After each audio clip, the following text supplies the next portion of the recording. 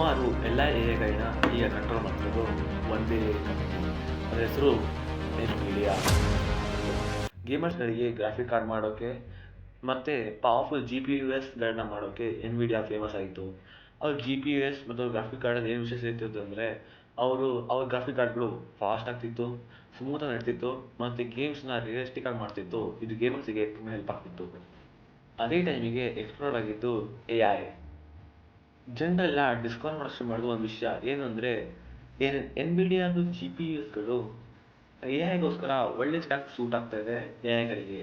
ಅಂದರೆ ಇದರಿಂದ ನಾವು ರೋಬೋಟ್ಸ್, ಸೆಲ್ಫ್ ಡ್ರೈವಿಂಗ್ ಕಾರ್ಸ್ ಮತ್ತು ಏನೇನು ಮಾಡ್ಬೋದು ಅದೆಲ್ಲ ನಾವು ಈ ಗ್ರಾಫಿಕ್ ಕಾರ್ಡ್ಗಳು ಮತ್ತು ಎನ್ವಿಡಿಯಾದ GPUಗಳಿಂದ ಆರಾಮಾಗಿ ಮಾಡ್ಬೋದು ಅಂತ ಗೊತ್ತಾಯಿತು. ಮತ್ತು ಎನ್ವಿಡಿಯಾದ GPUಗಳು ಎಐಗಳಿಗೆ ಟ್ರೈನ್ ಮಾಡೋಕ್ಕೆ ಮತ್ತು ಸೆಲ್ಫ್ ಡ್ರೈವಿಂಗ್ ಕಾರ್ಸ್, ಎಐ ರೋಬೋಟ್ಸ್ನಲ್ಲಿ ಎನ್ವಿಡಿಯಾದ GPUಗಳನ್ನ ಯೂಸ್ ಮಾಡೋಕ್ಕೆ ಶುರು ಮಾಡಿದ್ರು. ಈಗ ಎನ್ವಿಡಿಯಾದ ಚಿಪ್ಸ್ಗಳು ಜಗತ್ತಿನಾದ್ಯಂತ ಉಪಯೋಗಕ್ಕೆ ಬರ್ತಾ ಇದೆ. ಅದಕ್ಕೆ ಎನ್ವಿಡಿಯಾ ಈಗ ಮೋಸ್ಟ್ ಸಕ್ಸಸ್ಫುಲ್ ಮತ್ತು ವ್ಯಾಲ್ಯೂಯೇಬಲ್ ಕಂಪ್ನಿಯಾಗಿ ಹೊರಬೀಳ್ತಾ ಇದೆ. ಈ ಕಂಪ್ನಿ ಫೇಮಸ್ ಆಗಿ ಏನು ಕಾರಣ? ಈ ಕಂಪ್ನಿ ಹೆಂಗೆ ಸ್ಟಾರ್ಟ್ ಆಯಿತು, ಯಾರು ಸ್ಟಾರ್ಟ್ ಮಾಡಿದ್ರು ಅಂತ ತಿಳ್ಕೊಳ್ಳೋಕ್ಕೆ ನೀವು ಈ ಚಾನಲ್ಗೆ ಸಬ್ಸ್ಕ್ರೈಬ್ ಮಾಡ್ಕೊಳ್ಳಿ, ಲೈಕ್ ಮಾಡ್ಕೊಳ್ಳಿ. ಸಿಗ್ತೀನಿ ನೆಕ್ಸ್ಟ್ ವಿಡಿಯೋದಲ್ಲಿ. ಬಾಯ್.